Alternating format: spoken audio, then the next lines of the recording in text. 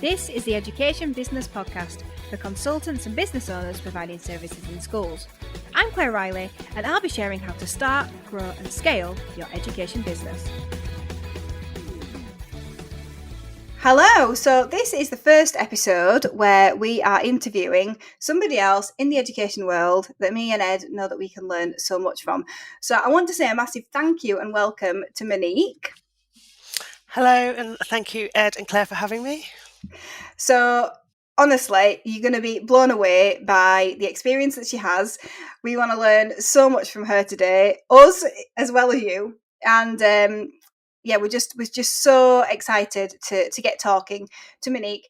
So do you want to just tell us? I mean, I could do an introduction, but I just won't do it very well. So do you want to tell us how you got to the point of where you are today? So currently, you're the MD at RM Resources. How did you get into that position? So thank you for the big introduction. I'll try to live up to it. So I guess I'll start at the beginning. I'm pretty much just an ordinary person, same as everybody else is.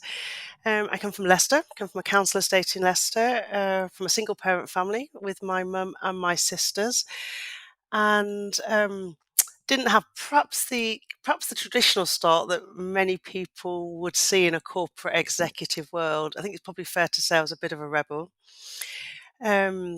I initially kind of left school quite early and went and worked. Kind of back in those days, worked in kind of factories and very much in the Leicester industrial area and kind of bars and restaurants. And it wasn't until I was 22 I decided that I was going to go back to university and had a think about what I would do. Seems odd now, might seem very odd to you as educationalists, but I was the first person, still am, the only person in my family to go to university. So, quite a break in the norm for the area that I grew up in. So I went to university, did marketing and business, which is quite a good broad base for pursuing lots of options in any sector. And then started my early career with Next. I think I was probably one of the first half a dozen at least to be a graduate within merchandising for them. Had 12 great years with Next. Kind of did a bit of a boomerang, left and went elsewhere, but it kind of returned to a career there.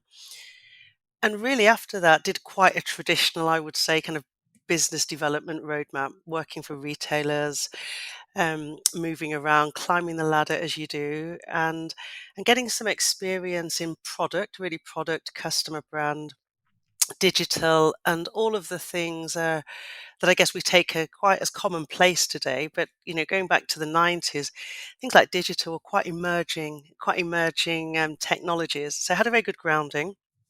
I guess the question is, how did I end up at RM, which is quite different from consumer?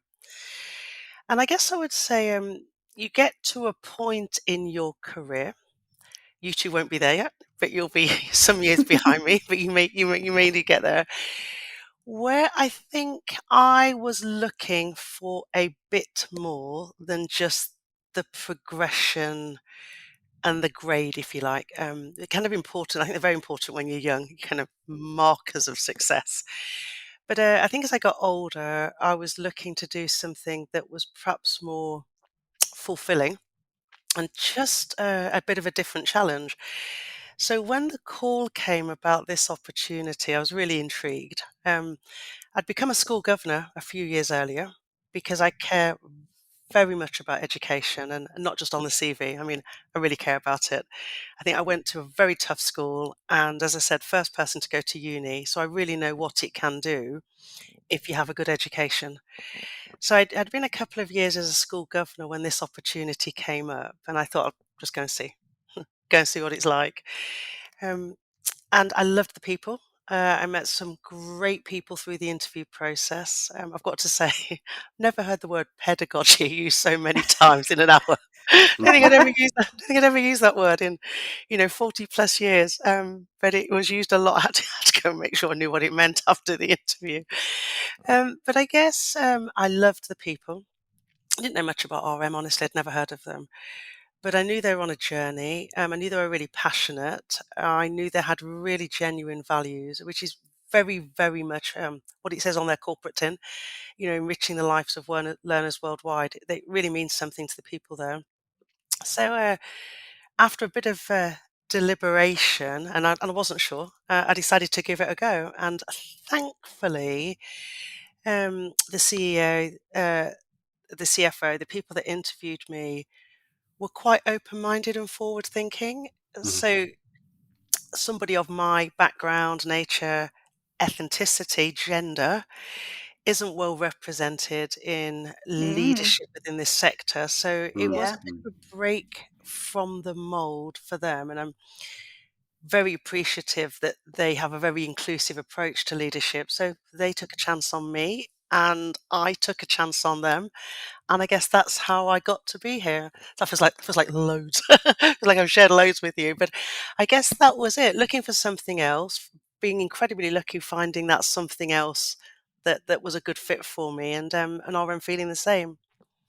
Oh, I absolutely love that. Thank you. Thank you for sharing deep. That's exactly what we want. Um, I've got so many questions.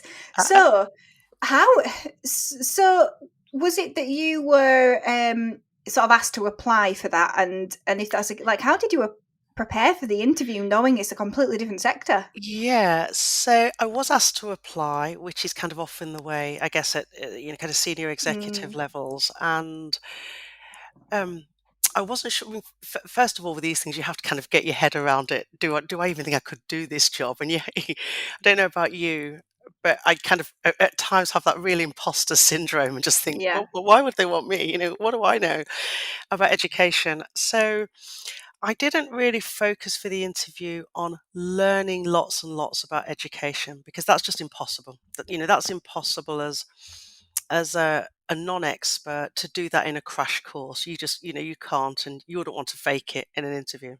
Mm, So I focused more on understanding the business model that they had, what they do, what they sell. And I guess the really important bit is who's the customer, because that's the one thing that you have in common, whatever business you work in, or if you're in a good business, that should be what you care about. So I focused more on thinking about what's important to teachers and practitioners. What mm. do they really want if they're buying resources? And try to think about it from that way. I did some research on the competition, whose names I won't mention 'cause I'm not going to promote them on your podcast. But of course, I looked at the competition, and I also took a look at the cultures and values of the business and whether that felt, as best you can, whether that felt like it might be a good fit for me or not. Because, Mm. you know, ultimately, for me, that's kind of the big number one thing. Do you think you can enjoy being there?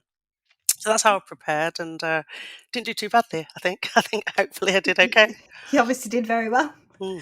Um, just you touched on imposter syndrome, and I think that's so interesting because I mean we all know here. Oh, imposter syndrome comes up all the time, and one of the questions I often get asked is, "At what point do you get over imposter syndrome?" And the answer is, "You don't." Um, and I was talking to our MD about it yesterday, and she was saying, can I even do this job? I didn't think I could do this job, just like you said. So, have you got any tips for just ignoring it? Well, I think for me, probably the same as a lot of people, it comes when you're under a lot of pressure. It kind of comes when things are the most difficult. I think you love yourself, don't you, when things are going well, and then in those times of challenge, you kind of have a lot of self doubt. So I think ultimately it comes down to recognizing what you've done and taking just that bit of time to see achievements rather than just challenges. And I think if you can even find, 15 minutes in a week to think about the things that have gone well for you that you've done, that you've personally done, I think it helps to build your confidence up in those moments when you might otherwise struggle. But I also think, as we are doing now, and as your MD did yesterday, which is great, talking about it. So, you know, I'm probably won't name names, but many people mention this to me, and I think, particularly for us women, we often feel it in the workplace. So I think not being afraid to talk about it and say, "Hey, you know, I'm having a bit of a crisis of confidence at the minute, and sharing that with people. So yeah, that's always the route for me, being very open. Yeah, yeah. No, I think you're right. Edward, do you agree? Yeah, I do agree, and I think it's something we all face. Really, I think it's one of those things that we shouldn't brush under the carpet. I think it's one of those things that's really important to talk about, because some people might be sat there thinking, listening to this, thinking, "Gosh, that's me. I feel that, and it's okay to feel that as well." I think that's the thing, isn't it? It's normal. Yeah, for sure. And I think for men, probably less open to talking about things generally. So Hmm. when say you specifically, Ed, but I do find in my team, the women will often talk about things more openly, Yeah. and men find it just that bit harder to have those conversations and self-reflection. So definitely encourage everyone to not be afraid, not to be afraid, just not to be perfect all the time. It's just, Hmm. it's an impossible Mm. thing. Yeah, Yeah. but that's Yeah. so important as well, isn't it? To know that you're. I mean, when we think of it from a manager's perspective, if you know that your manager also feels those feelings and knows it's okay to not be perfect, I think that just gives you that extra permission, doesn't it? To know that, do you know what, this is fine. Yeah, and I think this week, am I right in thinking it was World Mental Health Day on Monday? Mm, So we definitely had, and I feel quite proud at RM that it is definitely a community where employees are really encouraged to be open mm, about where they have challenges, and just to talk comfortably about things that are not great for them. And it yeah, was funny, on Sunday night, one of my direct reports, and a male, sent me a message about 10 o'clock, and I said, "Hey, what are we doing for World Mental Health Day? What are we doing?" And I just thought it was great, that he felt really open to kind of prod us and push us to make sure that we did have plans in place and we were yeah, yeah. communicating and engaging. So it shows the world has changed. I don't think that would ever have happened in the kind of first 20 or so years of my career. They just were not Mm, things that you talked about Yeah. openly. Yeah. yeah, Do you and think that, that? go on. Sorry. Do you think that's something that's sector specific as well? How would you compare the education sector to, say, the retail sector based on your Mm. experience? I mean, I can only compare from RM's experience, Mm, and whereas from kind of consumer and retail, I have a lot of experience. RM's definitely more open, mm, and I suspect that's probably a bit more reflective of the industry. Now, I don't know why that should be really, because we're all the same people ultimately. But I guess my sense in some of the organisations I've been in, they're a little bit more aggressive, if you like, mm. in Mm, commercial goals. Yeah. And therefore, commercial success and strength is very important. Hmm. And I guess almost a little bit of a badge of honor if you can cope with a lot of pressure and, be mm, on that treadmill. Whereas I certainly don't see that at RM. I think the work's hard and it's pressurized, Mm, but there's no prizes for being the most under pressure person. It doesn't kind mm, of help you climb the career path. Whereas there's lots of recognition for being open and mm, honest and not being afraid to be a little bit vulnerable. mhm, So yeah, mhm, I think I suspect that is probably indicative of the sector, but definitely the nature of RM. mhm, yeah, I love that. And we've talked before, haven't we? There's quite a number of similarities, I think, between the culture that we're building at Classroom Secrets and the culture that you're sort of, I don't want to say cultivate, but tending and growing at RM. Yeah, I think so. And I think for us as well, we're definitely an organization that's evolving. And I think as your customer changes and what's important to them changes, you kind of need to keep some constants in your business, mhm, which is the things that you really value. But you also do need to adapt a bit and and Mm, and learn and change. And I think we're definitely going through that period of transition now. And as I'm sure you will be, as you think about the market, the customer impacts, all the things that mm, teachers and practitioners are struggling with now and challenged by. Some things remain really, really important to them, therefore to mhm, us, me and you. yeah, But some things change, and you kind of have to move with that change as well. And and mhm, and, and that's definitely that agility, that ability to change direction when needed, and not be afraid to do so is definitely a kind of a part of our blueprint I'm trying to really develop and nurture. Yeah, yeah, and understand the customer again on a new level, because I mean, for us, obviously, a lot of us have been teachers, and we're constantly trying to understand, if we haven't been in the classroom for a while, what's changed. And somebody joined the business recently, and they said a really nice thing, actually, because I think sometimes we worry so much about, oh, what's changed, and they kind of said, you're worried a lot about what's changed, and yes, some things have changed, but teaching is also teaching, and have that confidence as well in what you do know, but just try and think of it in a different lens, and things that have changed. So I always think that's really interesting. Do you worry about it? Do you worry you're losing touch? You need to go back in the classroom for a few terms. Yeah, well, I think some of the people who are creating resources do worry about that, even though we have some still in the classroom. Yeah. But I think what they're doing, though, is becoming absolute experts in the curriculum and still talking to teachers who are there. So it's a balance, isn't it? Some in knowledge and some in confidence. Yeah, I totally agree, and we have the same. By the way, I mean, I've never been a teacher, so I can't. They're skills that I am yet to develop. But we do have within our product development team, particularly, some of our experts. Most are ex-teachers. So for one thing, most are ex-teachers, but some of them still teach today, specifically for that reason, just to stay connected. So we have Yeah. one lady who specifically teaches, not every week, but goes in and teaches specific times of the year to stay in contact with how things are being delivered in the classroom. Yeah. We have some that don't, and we have some that do. But I think you're absolutely right. Just becoming that curriculum expert, whether you're delivering it in the classroom in the day, or you're just very, very up to date with what's changing, what the different priorities are, what the latest thoughts and learnings are, really valuable. And I Yeah. think at the end of the day, I mean, my kids have just left school this year, so touch wood. Hope they've left for good. I don't think it's that different, really. I mean, the rules and behaviour is definitely very different, but they're learning the same things we were learning. I was learning, you were learning. Yeah. Teachers have got the same desires for their children that they had 20 and 30 years ago. Everyone wants to do well. Everyone wants to raise attainment. So I also, it's kind of not brain surgery. We all worry about everything in business all the time, but it's children going to school to learn. To have hopefully have great outcomes later in life, and I think that's a constant for us all. Yeah.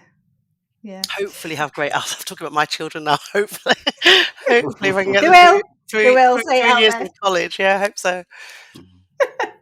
And I suppose as well, we've got the kind of benefit nowadays of having like social media platforms where we can really connect with our customers, can't we? And listen to what they're saying and the challenges they're facing, which is really helpful.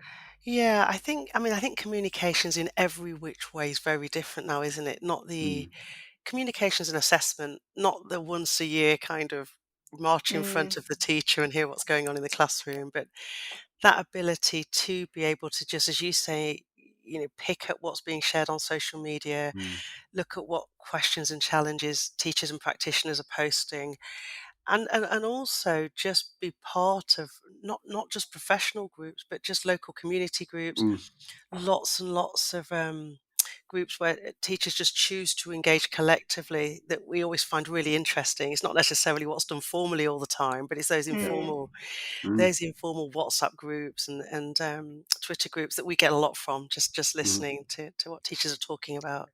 Yeah. Because it's always in the detail that they say, isn't it? Not in the sweeping statements. It's in the detail of the problems, I think, that we can find better solutions for them. Just to sort of bring us back, do you, so in teaching, I suppose, so a lot of the listeners of Education Business Club now have a business, but we want a teacher. That's not everybody, but a lot. And I think as teachers, we always feel like, oh, it's different in education business. It's just not the same. The business rules do not apply. It's different. I suppose really I wanted to find out what are your thoughts coming from a more aggressive sector into education? Is there any truth in that? Is it wrong? Is it medium? What do you think? Oh, under pressure. I think there is some truth in it. I think there is some truth in it. So, what's the same? You've got commercial goals you have to deliver. If you want to be successful in a business, financially successful, you might have other goals, but if you want to be financially successful, there are just some things that are very standard. How you think about finances, running your business, measuring your business. So that's no different, I think. I think where money comes from is different because if you think about funding Mm, for schools, it's not discretionary. You can't just decide as a teacher, I fancy like splashing out on a new coat this weekend, or I'm going to redecorate the house. You've got a finite pot of money mm, that's got to be delivered against certain aims, and therefore how you spend it and who you spend it with is really, really important. mm, So I think the commercial impact of that is you've got to have great product. You've got to understand what the teacher needs or the practitioner needs, and it's got to do the job. So it's quite difficult, not that I would say we do it, but it's quite difficult to sell in products or resources that aren't great because teachers will see mm. through it very quickly. Yeah. And no amount of marketing or spin or discounting is going to make a poor product successful in education. And I wouldn't say that's the same in all sectors. I think, clever Yeah. marketing and product positioning can sell average products, but I don't think that's the case in our sector. I think you've got to have something that teachers and practitioners want. I think the pace of change seems to be a bit slower in education. So, on the one hand, that's good because I think if your customer likes you, then they can be very loyal. If you just look after Yeah. them, do the right thing, they can be very loyal. And that's different to, say, consumer goods or fashion, whereby, the latest brand can come in and wipe you out quite quickly if somebody else if chooses to. So that is different. And on my personal reflection, and I definitely would say this about your business, because when we've met before, you talk very honestly about it. I think that desire to really do the right thing for the customer and Mm, understand what the learning outcome is that a teacher or practitioner is trying to deliver is what I see all over education. When I go to events, when I go to seminars, when I hear people talking from inside the industry, it feels very, very, very genuine about mm, wanting to deliver a better outcome for children. I mean, ultimately, that's not what most consumer sectors are about. In many instances, they're about delivering a better outcome for the business or the investor or the shareholder. And those things are important, but this is a sector that has a kind of a more passion inspired goal. So yes, I'd actually go with yes, it is different. If I had to put 10 quid on it one way or the other, I'd say it is different. I think they'll be pleased because you've told us all we're right. Okay. Well, you are always right, of course. Yes. Yeah, I think so. I mean, I'm only not even 4 years in yet, compared to a lot of years elsewhere, but it feels different and in a good way. Yeah, no, I love that. Thank you, Ed. Do you want to jump in? I feel like you've struggled to talk. Two women chatting. We said Sorry. you might do. Fine. Yeah, it's a Yeah. challenge. I guess just following on from that, actually, I think the education sector is, I guess, is it more sensitive to government policy change of governments? Would you say that that's the case? Yeah, I think so. Well, for sure, funding isn't it? So, Mm. um, the nature of funding in the pot that teachers have is, I'm watching the news every week to see whether we have supporting statements from our governors or we have less supportive statements from our governors. Yeah. So I think that's totally right. If education's high on government spending agenda, it's better for everybody. Mm. And you win or you lose by that. Um, so that's probably a negative. But the positive is the majority of the business that we do, almost all, is in state schools. Mm. And state schools, as my strong belief is, they're never going away. Yeah. And Mm, children are always going to need educating. So Mm-hmm. if you think about, for example, what happened through COVID, even though it was very, very tough for businesses like ours that rely on school incomes and school spending. What we did know is that schools aren't going to close, that they're not going to go to the wall. And when we come out of COVID, there will be Mm. schools and nurseries and customers who need our resources. So, Yeah. I think you win as much as you lose from government positioning. Yeah. Yeah, there's that certainty there, isn't there, of funding Touch that wood. will continue. Yeah. Touch wood. We're waiting for the next round of mini budgets, Well, aren't we? So, yeah, absolutely. yeah, I mean, um, that is tough. And I think if you think about things like negotiated pay, fixed pay increases for teachers that are mm, kind of outside of the control of schools. You're doing a yes. normal business, you can control what you do Mm, with pay reviews. You have a bit more discretionary decision making. So that is definitely harder from a school's perspective, I think. mm, Mm. mm. But Just to again, close, sorry. go on. It talks back to that point around having that really thought out quality product that really does help the learning outcome at the end of the day. Really, it's kind of to stand out when challenging the kind of different challenging budgets and things and Yeah. conflicting kind of priorities and things. That's definitely what we see.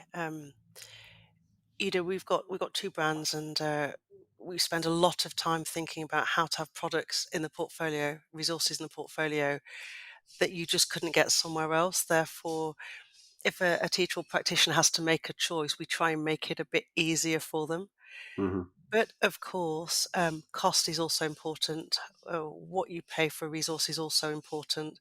Mm, So for us, it's that balance between developing unique resources, which is expensive to do. That's the fact mm-hmm. of it. It's expensive. Product development's expensive. Being unique is expensive, but balancing that with the cost efficiencies that are so important at the moment, and I Mm, think will be more important as we look forward. Mm. And I guess for me, it's trying to find that best all over value. You might not be yes. the most expensive, you might not be the cheapest, but are you bringing the best value overall? And, Yes. and can you Yes. substantiate it? Can you Mm, really demonstrate that your resources will make a difference? mm, Mm. mm, Just to close, so one of the things that listeners of this podcast often struggle with is around school budgets and the fear. Oh my word! There's schools have a budget and they've got no money, and so I should maybe kind of take on responsibility for that and price my services like really really low. Do you have any thoughts or any words of wisdom around that? Because obviously there is a set amount of money, and we're all fighting for a piece of the pie. But I always say that doesn't necessarily mean that you should make it super cheap so that you can't keep functioning or you can't grow properly.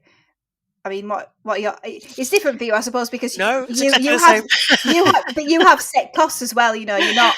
So as Yeah. for us, it feels more free because we've got digital products. We don't have physical products that we have to physically buy in. Yeah. You see, you've got more discretion, I guess. I think it's the same the world over at the minute. You always have that challenge about how much money do I need to make, and how much can my for customers afford to pay. They're, I guess, the two questions. Um, I think ultimately, if you go down a route whereby you're continually reducing the price of your products because you think your customer can't afford them, it will only end in one place, because mhm, you will run out of road at some point of discounting and cutting. So I think our view is we've got to be really cognizant of pressures on budgets. It's a really tough time for schools, really really tough time. So we have to be. So we think very much about how we can help a school get the best value. mhm, So that might be by consolidated buying, getting schools to buy in a different way. Definitely with academisation, lots of schools are able to leverage economies of scale through mhm, negotiating with companies like with TTS and Consortium and RM in the wider group to say, if we bought this service or resources collectively from you, mhm, is it possible to have better prices? And generally it is, because for a company like ours, if we can get to economies of scale with a school group, we can definitely run more efficiently. Mm. So I think we're all thinking about those ways. How do we stop doing things that don't really add value for the customer? Therefore, what we're doing them for. Is it a bit of a vanity parade if you're doing things that the customer actually doesn't want to pay for? So Mhm. we take as Yeah. much of that out as we can. And I guess really thinking about what does a school need and trying to give those things at the best value, and perhaps being a bit more comprehensive in the types of pricing we have.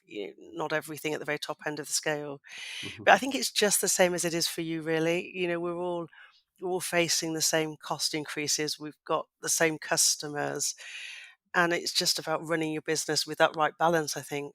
Mm. Honestly, thank you so much. I was like, I'm going to stop this around 20 minutes, but I was like, oh, I can't. It's just too good.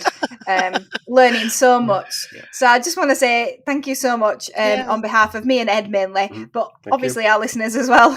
Yeah, thank you so much. I've really enjoyed it. And if you work out the secret to pricing your product, let me know. Share it with me, and I I'll will take it. do. But yeah, absolutely great to join you. Thank you, and thank you to everyone who's listening. Oh, thank you so much. Thank you for listening to the Education Business Podcast. To get more information to grow your business, sign up at educationbusinessclub.co.uk.